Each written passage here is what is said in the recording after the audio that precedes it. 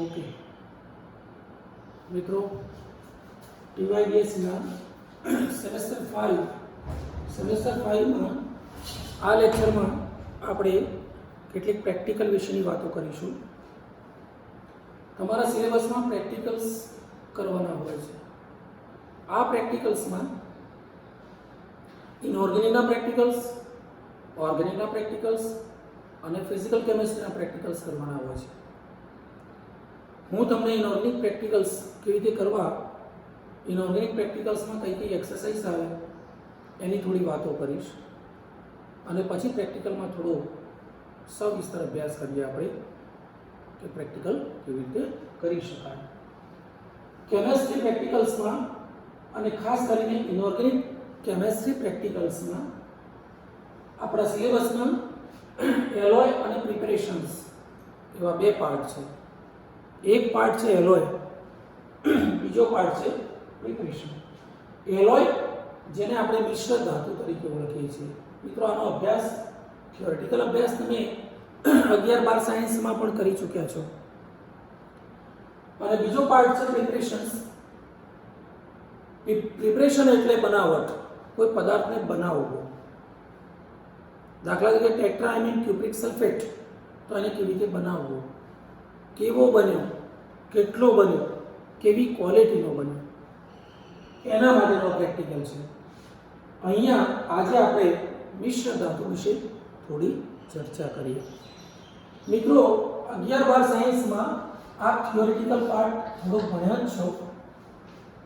એ પ્રકારે જો હું વાત કરું તો મિશ્ર ધાતુ, તો મિશ્ર ધાતુ કોને કહેવાય?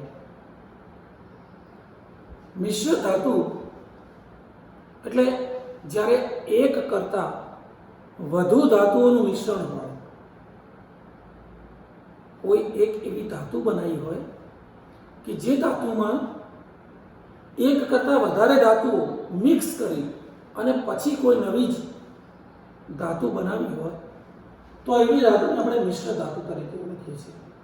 આના વિશે ઊંડાણપૂર્વક આપ જાણો જ છો. મિશ્ર ધાતુ, જેને ઇંગ્લિશમાં આપણે એલોય કહીએ છીએ. મિશ્ર ધાતુના ફાયદા, કેવી રીતે બનાવવી વગેરે વગેરે આપ ત્યાં પણ ભણ્યા છો, અહીંયા પણ શીખવાના જ છો. આપણે અત્યારે પ્રેક્ટિકલ બેઝ ઉપર આપણે આગળ વધી રહ્યા છીએ. તો એનું પ્રેક્ટિકલ કેવી રીતે કરવું? તો આના પ્રેક્ટિકલનો મતલબ શું કે કોઈ મિશ્ર ધાતુ આપી હોય જેમાં 1, 2 કે વધુ ધાતુઓનું મિશ્રણ રહેલું છે અને એવી જ બનાવેલી નવી એક ધાતુ છે જેનું આપણે એનાલિસિસ કરવું છે. તો મિશ્ર ધાતુનું એનાલિસિસ ઘણી બધી પ્રકારે થઈ શકે છે.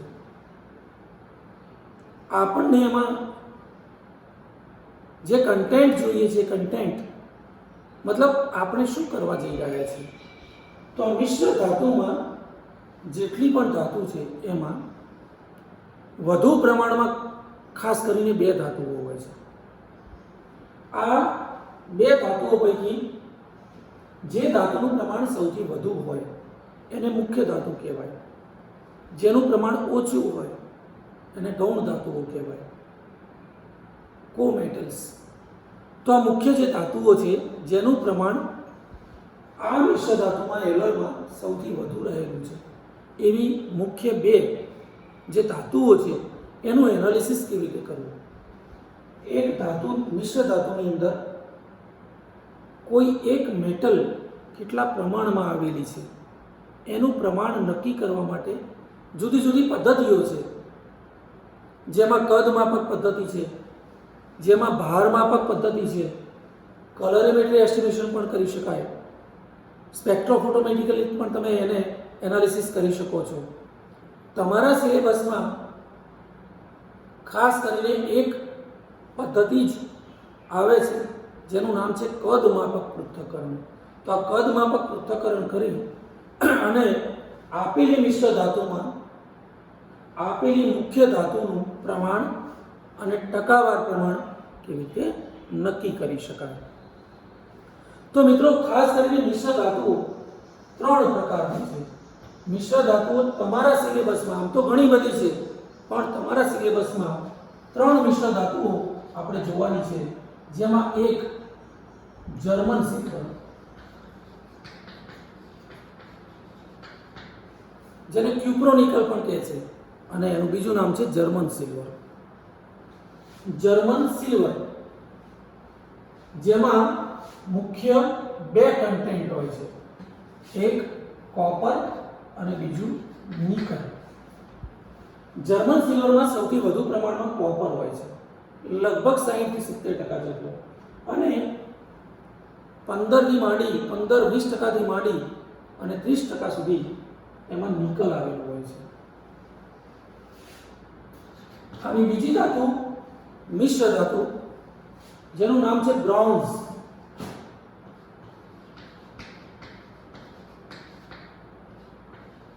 બ્રોન્ઝ જેને આપણે જસત કહીએ છીએ. જસતમાં ખાસ કરીને કોપરની સાથે Sn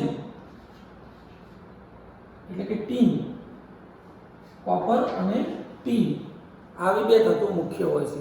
એમાં પણ આની જેમ જ કોપરનું પ્રમાણ લગભગ 70 થી 80% જેટલું હોય છે અને Sn નું પ્રમાણ 20 થી 25% જેટલું હોય છે. આવી ત્રીજી મિશ્ર ધાતુ જેને આપણે બ્રાસથી ઓળખીએ છીએ, એને ગુજરાતીમાં પિત્તળ કહે છે. મિત્રો આપણે જાણીએ છીએ આપણા ઘરમાં પણ વપરાય છે. તો પિત્તળ બ્રાસ નામની એલોય છે. એમાં ખાસ કરીને કોપર અને ઝિંક. કોપર 60 થી 65% જેટલું હોય છે અને ઝિંક 25 થી 35% જેટલું હોય છે. તો આ પ્રકારે આ ત્રણ મિશ્ર ધાતુઓ જેનો પ્રેક્ટિકલી એનાલિસિસ દ્વારા તમારે અભ્યાસ કરવાનો છે લેબોરેટરીમાં પ્રયોગો કરીને. મિત્રો આપ જાણો છો COVID-19 જેના કારણે સમગ્ર વિશ્વ અત્યારે એની અસર નીચે છે, ત્યારે આપણે કોલેજમાં સાથે મળી શકતા નથી. એટલે આ વિડિયો લેક્ચરના માધ્યમથી કે ઓનલાઈન સ્ટડીના માધ્યમથી આપણે આ પ્રેક્ટિકલ થિયોરિટિકલ શીખીએ અને પછી પ્રેક્ટિકલ ડેમોન્સ્ટ્રેશનના વિડીયો દ્વારા એને તમારે શીખવાનું છે. તો સૌથી પહેલા હું જર્મન સિલ્વરની વાત કરું તો જર્મન સિલ્વર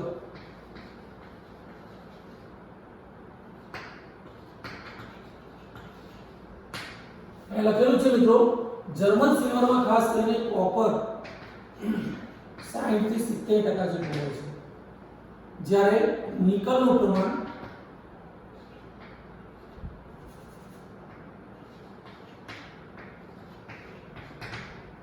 20 થી 30% જેટલું હોય છે.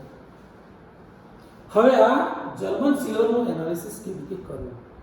તો મિત્રો આ તો એક ધાતુ છે અને મેં કહ્યું એમ કે આ ધાતુનું એનાલિસિસ કરવાની ઘણી બધી પદ્ધતિઓ પૈકી તમારા સિલેબસમાં કદ માપક પૃથ્થકરણ છે અને ભાર માપક પૃથ્થકરણ છે, પરંતુ તમારા સિલેબસમાં હજી આગળ સ્પેસિફાય કરેલું છે કે તમારે ફક્ત કોપરનું વોલ્યુમેટ્રિક એસ્ટિમેશન એટલે કે કદ માપક પૃથ્થકરણ કરીને જ ફક્ત કોપરના ટકા જ શોધવાના છે, જ્યારે નિકલ, અહીંયા ટીન અને અહીંયા ઝિંક તમારા સિલેબસમાં નથી. એટલે અહીંયા આપણે કોપરનું કદ માપક અનુમાપન કરવા જઈ રહ્યા છીએ. હવે કદ માપક અનુમાપન મિત્રો ક્યારે કરી શકાય? કદ માપક અનુમાપન તો જ્યારે તે પદાર્થનું દ્રાવણ આપણી પાસે હોવું જોઈએ. દ્રાવણ હોય તો એમાંથી ચોક્કસ મિલીલીટર લઈ અને આપણે કદ માપક અનુમાપન કરી શકીએ છીએ. હવે અહીંયા આપણી પાસે મિશ્ર ધાતુ છે, તો મિશ્ર ધાતુમાં કોપર અને નિકલ ધાતુ સ્વરૂપે છે, મુક્ત ધાતુ આયન સ્વરૂપે છે. પણ આ મુક્ત ધાતુને જો મુક્ત ધાતુના આયનમાં ફેરવવામાં આવે, આયનમાં એને પરિવર્તિત કરવામાં આવે તો એ કદ માપક પૃથ્થકરણમાં રાસાયણિક પ્રક્રિયા કરી શકે અને એનું રીડિંગ બતાવી શકે. તો મિત્રો કદ માપક અનુમાપન કરવા માટે આપણે આ જર્મન સિલ્વર આમાંથી કોઈ પણ મિશ્ર ધાતુ હશે ત્યારે ખાસ કરીને જર્મન સિલ્વરની વાત કરીએ છીએ તો જર્મન સિલ્વર એલોયનું મિશ્ર ધાતુનું મારે દ્રાવણ બનાવવું જોઈએ. તો હવે હું સૌથી પહેલા દ્રાવણની બનાવટ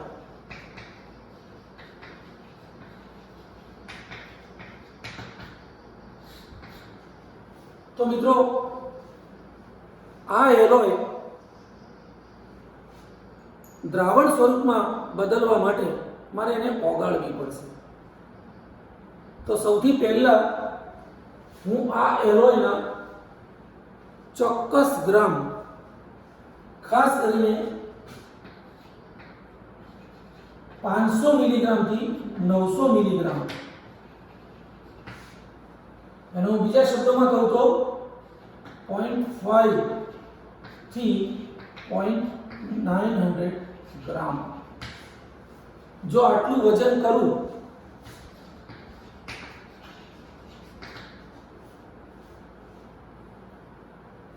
$500 મિલીગ્રામથી 900 મિલીગ્રામ વચ્ચે હું નાના નાના ધાતુના ટુકડા લઈશ અને એક બાષ્પ વાટકી જેને આપણે ઇવોપરેટિંગ ડીશ કહીએ છીએ ઇવોપરેટિંગ ડીશ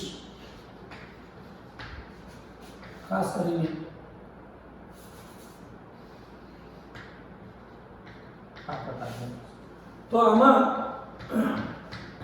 હું ધાતુના ટુકડા ચોક્કસ મિલીગ્રામ 500 થી 900 મિલીગ્રામની વચ્ચે એનું વજન કરીશ.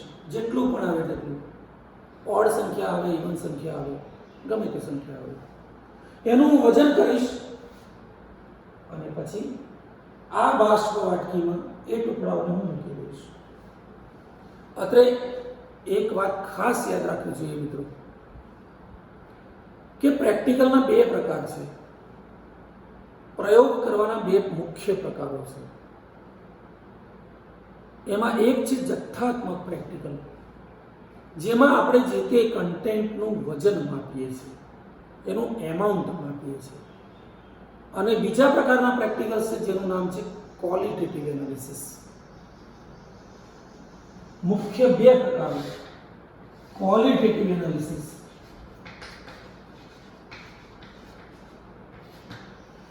ક્વોલિટેટિવ ગુણદર્શક પૃથ્થકરણ, જેમાં એક પદાર્થમાં બીજો પદાર્થ ઉમેરીએ અને આપણને જે રંગ પરિવર્તન જોવા મળે, કોઈ અવક્ષેપ મળ્યા હોય તો એનો કલર જોવા મળે, એના પ્રમાણ સાથે કોઈ લેવા દેવા નથી, પણ એ પદાર્થ હાજર છે કે નહીં, એ ચોક્કસ કલર બતાવે છે કે નહીં, આટલું જ ફક્ત અનુમાન કરીને એની હાજરી પુરવાર કરીએ છીએ અને પછી આપણે મૂળ પદાર્થના પરિણામ તરફ જઈએ છીએ. તો એવા જે પ્રેક્ટિકલ્સ છે એનું નામ છે ક્વોલિટેટિવ એનાલિસિસ. અને પ્રયોગનો બીજો મુખ્ય પ્રકાર છે ક્વોન્ટિટેટિવ.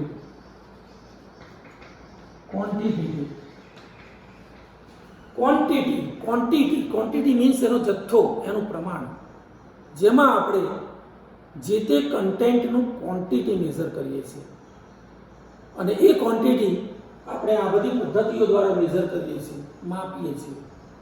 એટલે આવા પ્રેક્ટિકલ્સને ભાર માપક, કદ માપક,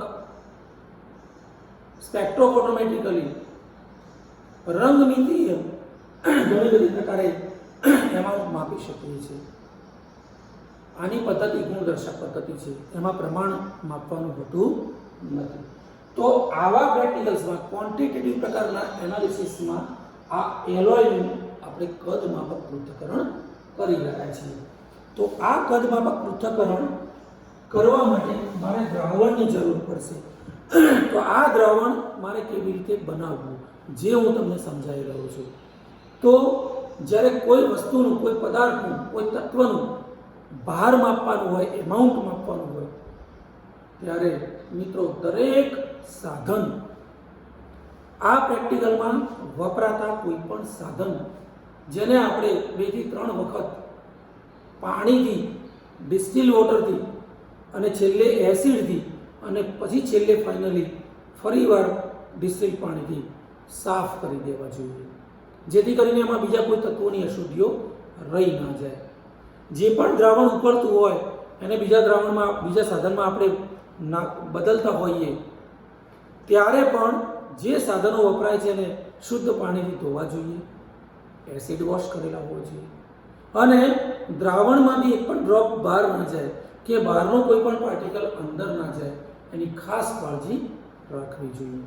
તો આ રીતે ક્રુસિબલમાં બાષ્પવાટકીમાં હું 500 થી 900 મિલીગ્રામ વચ્ચે વજન કરેલા ટુકડાઓને હું આમાં મૂકીશ. ફોર એક્ઝામ્પલ હું વજન કરું છું 610 મિલીગ્રામ પોઈન્ટમાં લઉં છું અને ગ્રામ કહેવાય, એટલે 610 મિલીગ્રામ અથવા 610 ગ્રામ જર્મન સિલ્વરના ટુકડાને હવે હું બાષ્પવાટકીમાં મૂકી દઈશ, અને આ બાષ્પવાટકીને હું તારની જાળી ઉપર એને ગરમ કરીશ. તો આપ જોઈ શકો છો આ બર્નર ઉપર બાષ્પવાટકીમાં રહેલી એલોય ગરમ થાય છે. હવે ગરમ કરતા પહેલા બાષ્પવાટકીમાં આ ધાતુના ટુકડા તમે નાખ્યા તો એમાં આશરે અડધી ટેસ્ટ ટ્યુબથી 1 ટેસ્ટ ટ્યુબ જેટલો એટલે કે 5 થી 10 ml જેટલો concentrate nitric acid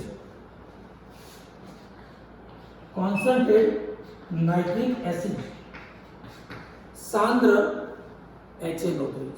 nitric acid 1 થી 1.5 ટેસ્ટ ટ્યુબ આમાં લઈશું. હવે હું ખાસ આ તબક્કે એક નોંધ કરાવું છું તમને કે minimum quantity of HNO3 is required to dissolve the alloy. ઓછામાં ઓછા જથ્થામાં જો એલોય ઓગળી શકતી હોય તો વધારે HNO3 લેવાની જરૂર નથી. હવે આ ગરમ કરવાનું આપણે ચાલુ કરીશું ત્યારે ખાસ કાળજી રાખવાની મિત્રો, સાંદ્ર એસિડો જ્યારે ગરમ થતા હોય ત્યારે કોઈ ફાયર ના થઈ જાય, ફ્લેમ ડાયરેક્ટલી સોલ્યુશનને ટચ ન કરે, એની ખાસ કાળજી રાખવાની છે. બીજી કાળજી ક્યાં રાખવાની છે? because some of the precautions must be taken in the laboratory by you. કારણ કે લેબોરેટરીમાં કામ કરીએ છીએ, એસિડ બેઝ સાથે કામ કરીએ છીએ, સાંદ્ર દ્રાવણો સાથે કામ કરતા હોઈએ, મંદ દ્રાવણો સાથે કામ કરતા હોઈએ, ત્યારે લેબોરેટરીમાં કેટલીક પ્રિકોશન્સ લેવી જોઈએ. હવે આ એસિડમાં નાઇટ્રિક એસિડમાં જ્યારે એલોય ઉકળશે ત્યારે નાઇટ્રેટની ફ્યુમ્સ ઇવોપરેટ થશે, ઇવોલ્ડ આઉટ થશે, બહાર નીકળશે. બ્રાઉન કલરની કથ્થાઈ રંગની નાઇટ્રેટ વાયુની વરાળ આમાંથી છૂટી પડશે, એલોય ઓગળતી જશે અને નાઇટ્રેટ NO3 છૂટો પડશે કથ્થાઈ રંગની વરાળના રૂપમાં, અને એ બહુ જ હેઝાર્ડસ છે, સફોકેશન ગૂંગળામણ પેદા કરે એવું વાયુ છે. એટલે આ સમય દરમિયાન નાક ઉપર રૂમાલ અથવા માસ્ક ઢાંકી લેવો જોઈએ, પહેરી લેવો જોઈએ. It max damage to our health system. એટલે આપણી તંદુરસ્તીને ધ્યાનમાં રહી માસ્ક અથવા રૂમાલ નાક ઉપર ઢાંકી બાંધી અને પછી આનું ઓપરેશન ચાલુ કર્યું. તમને હવે જ્યારે ખબર પડે કે એલોય લગભગ ઓગળી ગઈ છે, જ્યારે એલોય સંપૂર્ણપણે ઓગળી જાય ત્યારે આ નાઇટ્રેટની વરાળ નીકળે છે, એનો રંગ તમારે ઓબ્ઝર્વ કરવો. જો હજી પણ નાઇટ્રેટ સંપૂર્ણપણે નીકળતો બંધ ના થાય, એટલે કે કથ્થાઈ રંગની વરાળ જો આવતી જ હોય તો એમાં હવે 2 ડ્રોપ કન્સન્ટ્રેટ HCl, 2 ટીપા થોડી વારના અંતરે 2 થી 3 વાર 2 ડ્રોપ કોન્સન્ટ્રેટ HCl ઉમેરવાનો. આ HCl ઉમેરવાથી દ્રાવણમાં હજી પણ જો નાઇટ્રેટ રહી ગયો હશે તો એ નાઇટ્રેટ ફરીવાર ઇવોલ્ડ આઉટ થશે અને સંપૂર્ણપણે દૂર થઈ જશે. મિત્રો, આ નાઇટ્રેટ દૂર કરવા પાછળનું પણ એક રાસાયણિક કારણ જ છે, કારણ કે nitrate NO3 minus oxidising agent છે, so it must be removed from the solution. જો એ દૂર ના કરીએ, નાઇટ્રેટની વરાળને જો દૂર ના કરીએ તો પણ એ કદમાપક પૃથ્થકરણમાં આપણને કોઈકની કોઈ જગ્યાએ ખલેલ પહોંચાડે છે, પ્રેક્ટિકલ્સને ખોટો પાડી શકે છે, રિઝલ્ટ અને પરિણામ અથવા આપણા ઓબ્ઝર્વેશન્સ ખોટા પુરવાર કરી શકે. એટલા માટે નાઇટ્રેટ સંપૂર્ણપણે દૂર કરવા માટે 2 ડ્રોપ HCl અને ફરીવાર 2 ડ્રોપ HCl નાખી અને ગરમ કરશું ત્યારે સંપૂર્ણપણે NO3 ની વરાળ દૂર થશે અને એની ખાતરી કરી શકાય કે હવે કથ્થાઈ રંગની વરાળ નીકળવાની બંધ થઈ ગઈ છે. એટલે આપણે સમજી લઈશું કે હવે દ્રાવણમાં નાઇટ્રેટ નથી. ત્યારે બર્નર બંધ કરી દો, બાષ્પ વાટકીને ચીપિયાથી પકડીને નીચે એસ્બેસ્ટોસની ટાઇલ્સ ઉપર મૂકી દઈએ, ઠંડુ કરી દઈએ અને પછી એ દ્રાવણને આવા 250 ml ના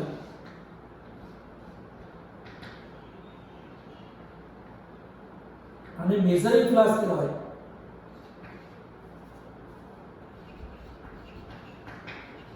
મેઝરિંગ ફ્લાસ્ક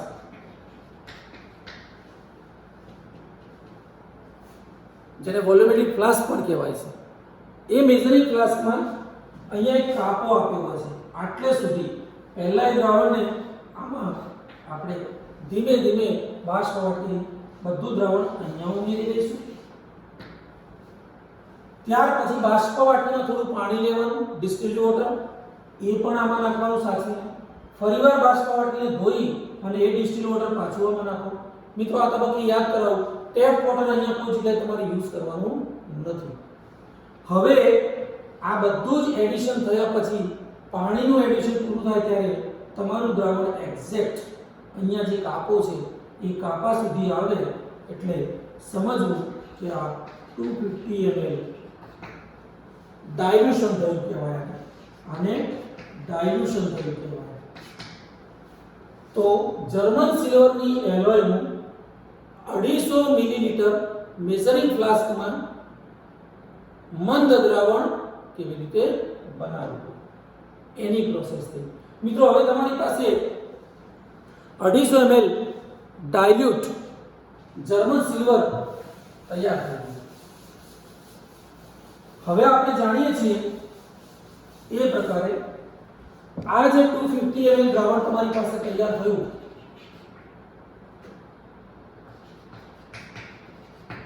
એલોયનું દ્રાવણ સોલ્યુશન, એ દ્રાવણમાં કોપરના પણ આયનો છે, આ જર્મન સિલ્વર છે એટલે અહીંયા Cu+2 ના આયનો પણ છે અને નિકલના પણ આયનો છે, કારણ કે આપણે આ એનાલિસિસ કરીએ છીએ જર્મન સિલ્વરનું. તો આ 250 ml ના દ્રાવણમાં કેટલાક એમાઉન્ટમાં Cu+2 ના આયનો છે, કેટલાક એમાઉન્ટમાં Ni+2 ના આયનો છે. આપણા સિલેબસમાં કોપર+2 નું જ એનાલિસિસ છે, આનું ભારમાપક એનાલિસિસ સિલેબસમાંથી નીકળી ગયેલું છે એટલે આ પ્રેક્ટિકલ્સ તમારે કરવાની જરૂર નથી. તો હવે આનું કદ માપક, ભાર માપક તમે કોઈ પણ પદ્ધતિથી એનું એનાલિસિસ કરી શકો છો. આપણે જનરલી એને કદ માપક પદ્ધતિથી એનાલાઇઝ કરીએ છીએ. તો હવે મિત્રો તમારી પાસે કોપરનું દ્રાવણ તૈયાર થયું. હવે આ કોપરના દ્રાવણને આપણે કોપરના કન્ટેન્ટ માપવા માટે કદ માપક અનુમાપન કરવાનું છે. તો આ 250 ml દ્રાવણમાંથી હું સૌથી પહેલા 50 ml દ્રાવણ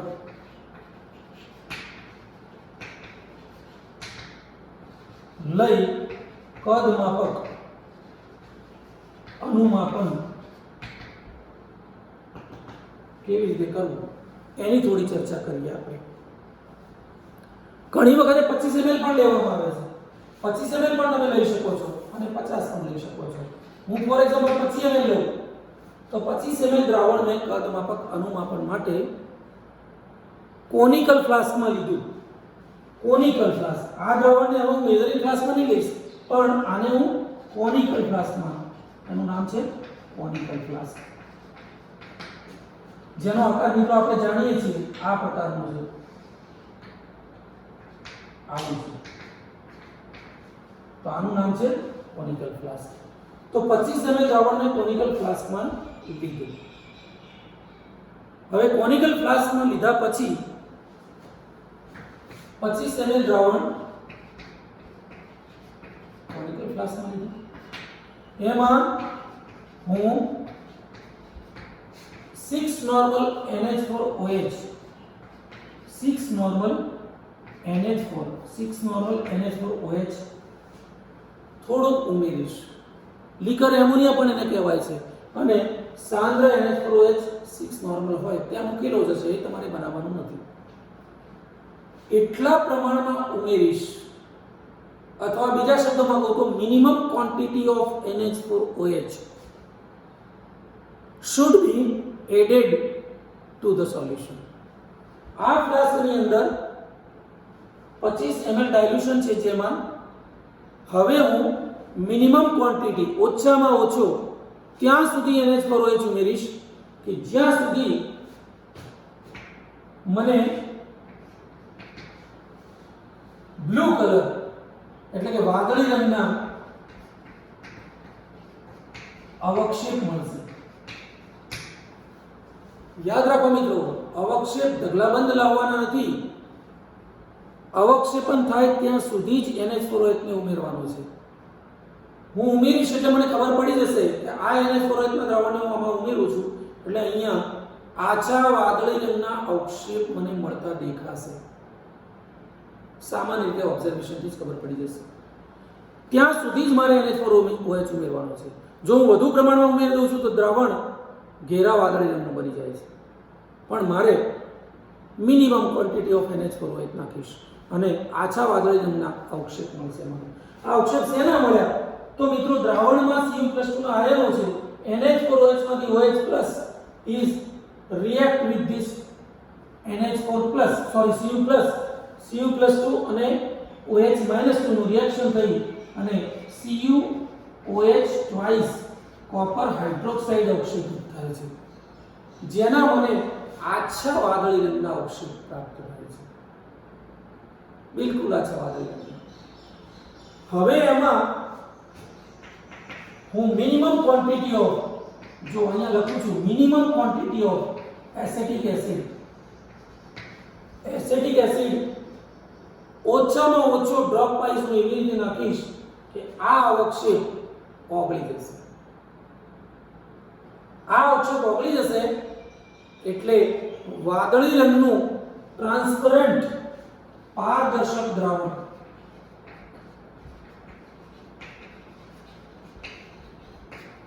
તો દ્રાવણ પારદર્શક બને, આ અવક્ષેપ ઓગળી જાય અને દ્રાવણ પારદર્શક બને ત્યાં સુધી જ હું minimum quantity of acetic acid ઉમેરીશ. હવે આપણું દ્રાવણ ટાઇટ્રેશન કરવા માટે તૈયાર થઈ ગયું છે. હવે આ દ્રાવણ જે પારદર્શક છે એ દ્રાવણ કોનિકલ ફ્લાસ્કમાં છે. આ કોનિકલ ફ્લાસ્કમાં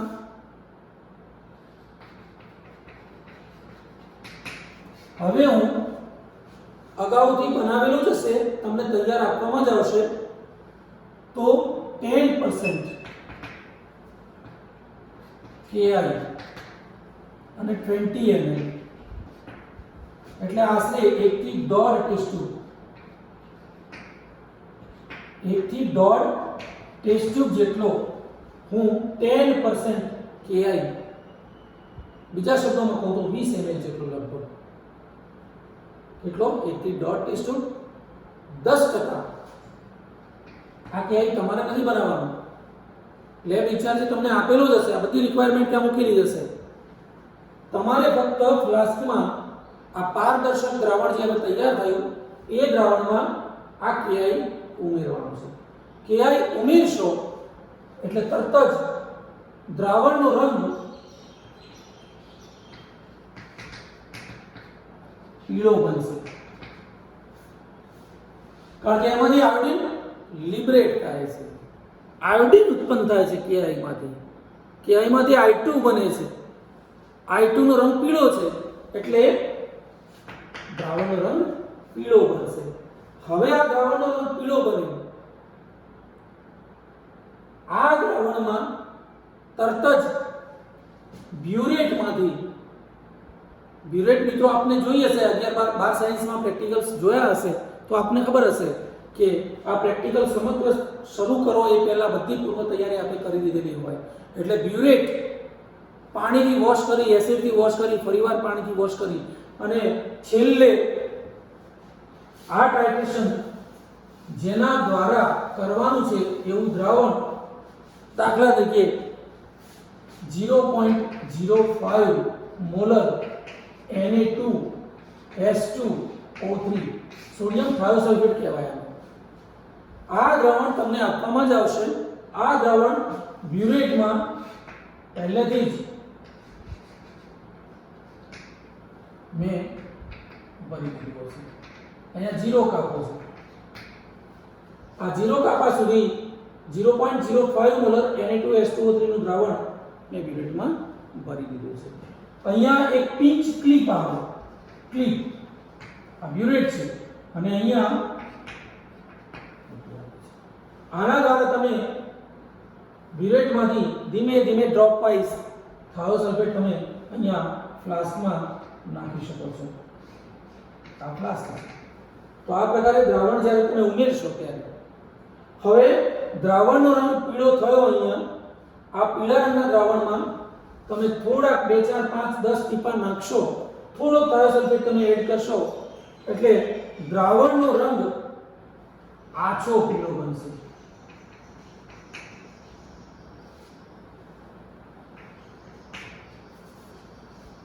સૌથી ફરીવાર રિપીટ કરું, પારદર્શક જે દ્રાવણનું તૈયાર થયું એ દ્રાવણમાં મેં કેઆઈ ઉમેર્યો, દ્રાવણનો રંગ પીળો બન્યો.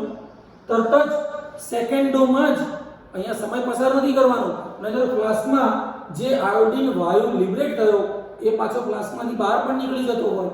એટલે એ આયોડિન દૂર થઈ જાય એ પહેલા જ આ દ્રાવણને બ્યુરેટ નીચે ધરી અને 2 3 4 5 ડ્રોપ થોડો Na2S2O3 ઉમેરવાનું શરૂ કર્યું એટલે દ્રાવણનો રંગ આછો પીળો બનશે. આ આછો પીળું દ્રાવણ થાય ત્યારે એમાં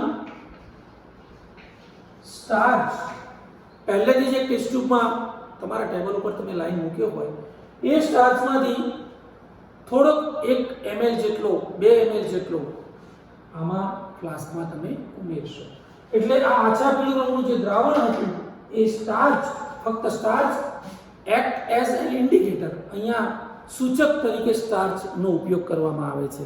એટલે આ સ્ટાર્ચ સૂચક ઉમેરવાથી આ આછા પીળા રંગનું દ્રાવણ ભૂરો રંગ બની જશે, એટલે કે વાદળી બની જશે.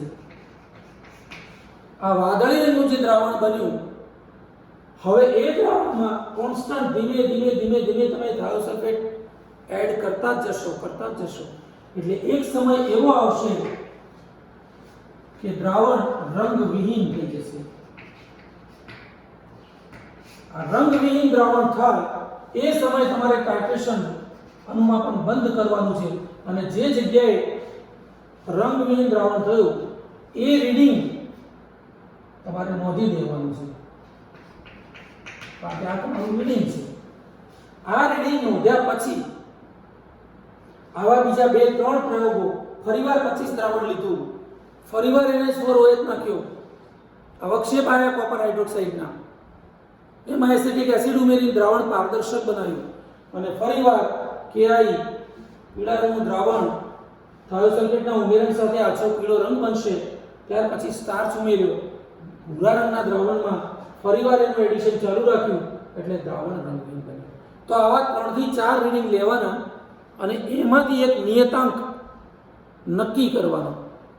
સ્વાભાવિક છે મિત્રો, 2 થી 3 4 રીડિંગ આપણે લેતા હોઈએ, પ્રયોગ કરતા હું પોતે જ છું, દ્રાવણ એના એ જ છે, સાધનો સેમ છે, ટાઈમ પણ એ જ છે, તો સ્વાભાવિકપણે જો આપણી એક્યુરસી મેન્ટેન કરી હોય તો 3 કે 4 રીડિંગમાંથી કોઈ 2 કે 3 રીડિંગ તો સરખા આવે જ.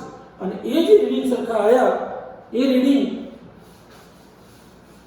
આપણે નિયતાંક તરીકે ઓળખીશું. તો આ જે નિયતાંક આવ્યું, દાખલા તરીકે આ રીડિંગ છે આપણું R A, આ A રીડિંગ છે. હવે આ જે રીડિંગ આવ્યું એ રીડિંગ 25 ml ના દ્રાવણમાં આવ્યું. બરાબર. તો આપણે ગણતરી મૂકીએ કે આ 25 ml દ્રાવણના અંદર આપણને આટલું રીડિંગ મળ્યું, બિવેટમાંથી આટલા ml થાયોસલ્ફેટ વપરાયો. હવે આમાં કોપરનું પ્રમાણ ગણવું છે આપણે, તો કોપરનું પ્રમાણ ગણવા માટે થોડી ગણતરી આપણે શીખવી પડશે. એટલે જો હું 1000 ml 1 મોલર થાયોસલ્ફેટ લઉં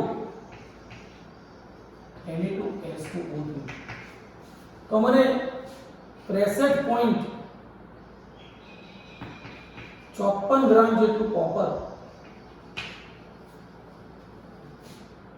મળે છે.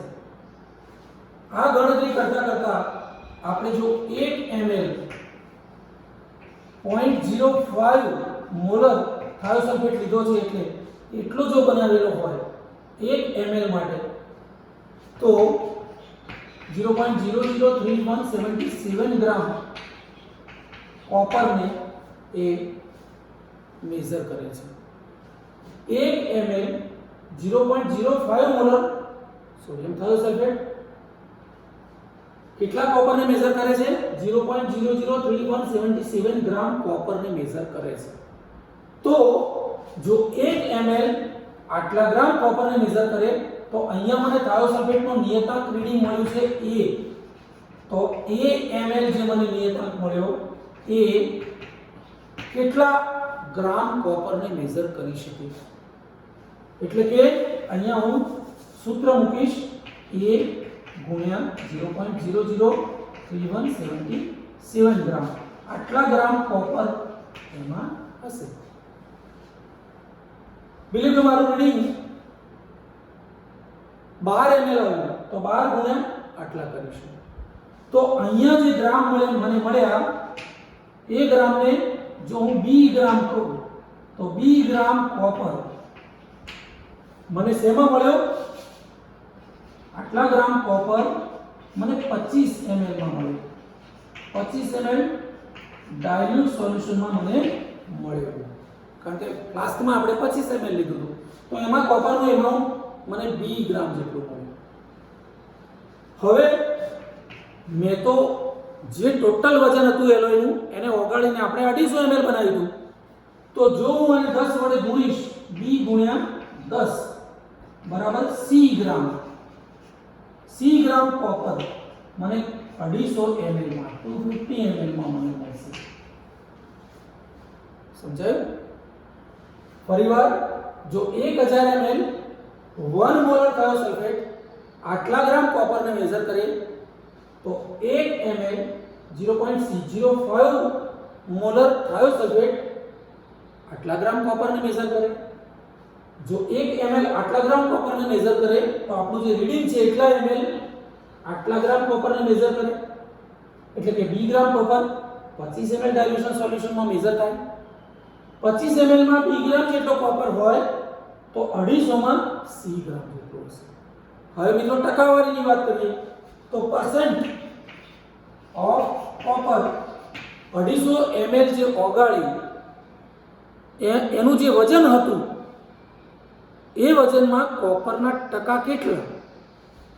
તો પરસેન્ટ ઓફ કોપર, તો મને C ગ્રામ જે મળ્યો એ C ગ્રામ એલોયનું મેં જેટલું વજન લીધું હતું, મેં લીધેલા વજનમાં મને કોપર 250 ml માં આટલું મળ્યું. એને હું 100 એ ગુણી દઈશ અને એલોયનું શરૂઆતમાં મેં જે વજન કર્યું હતું, એલોયનું કરેલું વજન, એ વજન W is weight of the alloy, મેં જેટલું વજન કર્યું હતું એ C ગ્રામ એટલે 250 ml માં કોપરનું પ્રમાણ. તો આ જે મને મળશે એ D percent ઓફ કોપર. તો આખી જનરલી જર્મન સિલ્વરની એલોય જે મેં તમને આપી છે એ મિશ્ર ધાતુ જે છે જર્મન સિલ્વર, એમાં કોપરના ટકા આ પ્રકારે હું મેળવી શકું છું. મિત્રો, આ થઈ જર્મન સિલ્વર એલોયની વાત. આ જ રીતે હવે પછીના લેક્ચરમાં આપણે બ્રાસ એટલે કે પિત્તળમાં કોપરના ટકા શોધીશું. ત્યાર પછી બ્રોન્ઝ એટલે કે ટીનમાં, અને એ પ્રકારે આપણે સમગ્ર એલોય સમજવાનો પ્રયત્ન કરીશું. આ સમગ્ર લેક્ચર થિયોરિટિકલી મેં સમજાવ્યું. આ જ લેક્ચરને સમજ્યા પછી તમે લેબ ડેમોન્સ્ટ્રેશન જોશો અને જ્યારે લેબમાં તમે આવવાનું શરૂ કરશો ત્યારે તમે પ્રયોગ દ્વારા પણ આ થિયોરિટિકલ જે રિઝલ્ટ્સ મળ્યા એ રિઝલ્ટ્સને તમે ઇમ્પ્રૂવ કરી શકો છો. આ પ્રકારે તમે લાઈવ ડેમો પણ જોઈ શકશો અને નેક્સ્ટ લેક્ચરમાં આનું ડેમોન્સ્ટ્રેશન પણ આપણે બતાવવાનો પ્રયત્ન કરીશું. મિત્રો, થેન્ક યુ.